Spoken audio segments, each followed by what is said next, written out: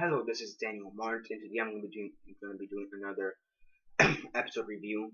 This one's going to be for Helix, episode 8, Bloodline. So yeah, for those that get to actually watch this episode and haven't already, stop the video, go check it out, and come back here and watch the rest of this review. 10-second spoiler warning, as usual, starting now.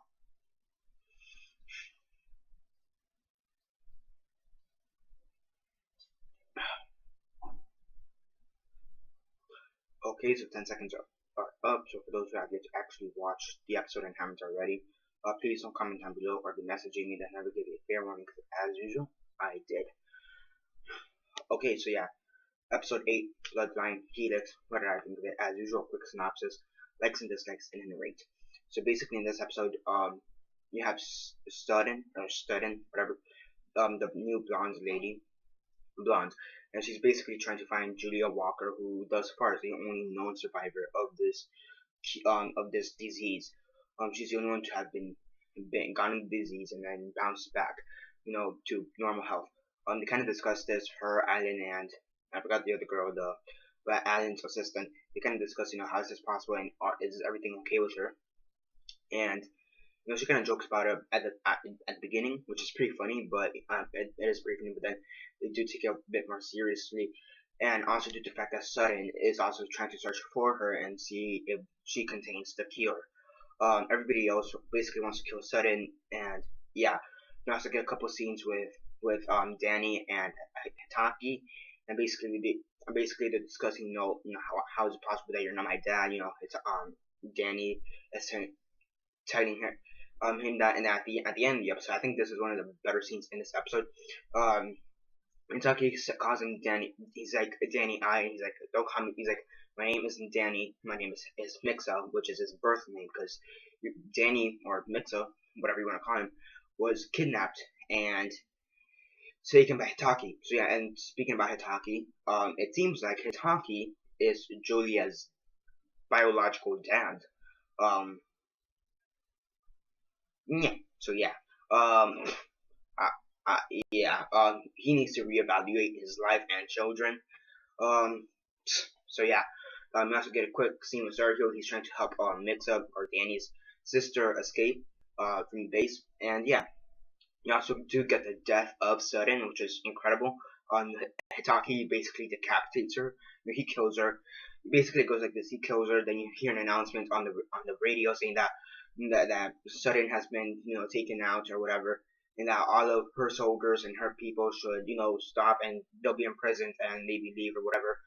Get a quick scene with one of Sutton's higher up soldiers, and he commits suicide. So yeah, blows his brains out. Pretty funny, whatever. He was kind of a douche. So yeah.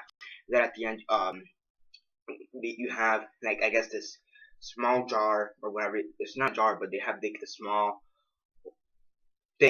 container, whatever, that is about the size of a head, and they put Sutton's decapitated head there. So yeah, I mean, it does have some pretty funny moments. So I mean, I don't think they were meant to be funny, but they're pretty funny in my opinion. I do like the fact that Sutton and some of her higher ups are gone. We know Sutton and one of her higher ups committed suicide. Well, actually, no, died. One of them committed suicide. One of them was murdered. But I do like the fact that that whole situation has been, I guess, cured or taken care of, because she was a good character, but she was annoying. First off, the character herself was annoying and dislikable as all hell. And I think that's how she was meant to be written, and it's very good. The actress who portrays her, she did a pretty great job. We did hate her a lot. So yeah, I think that was great for that role. She's great for that role. All the other actors and actresses, they're pretty great, as usual, pretty good, pretty great. The writing was pretty good. Yeah, pretty good. I do think there's maybe 1-2 parts where it could have been a bit better. I think due to the explanation, there's just a few things here that could have been better explained, in my opinion. But aside from that, it was a pretty good episode.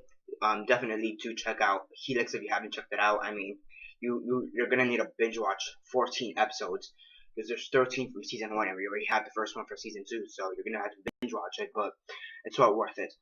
But yeah, on a scale of 1 to 10, 1 being the worst, 10 being best, and 6 being decent, I give it an 8 out of 10. It's a pretty good episode. Do check it out if you haven't already. And that's basically it for now. Subscribe if you're not already subscribed. I do movie reviews, TV show reviews, and comic book reviews. So definitely do stay tuned for that. Aside from that, comment down below on your thoughts on this episode. And yeah, and for TV reviews, I review Helix. I review Helix, Gotham, Arrow, Flash, Walking Dead, Scorpion, Constantine. I'm gonna check out the first episode of 12 Monkeys. I want to check that out.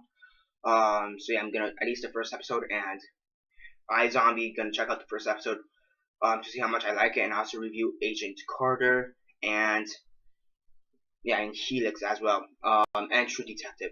So yeah, that's basically it for now. Subscribe, comment below, like the videos on Facebook, Twitter, MySpace, or whatever you guys prefer. That's basically it for now. This is Daniel Mart signing off.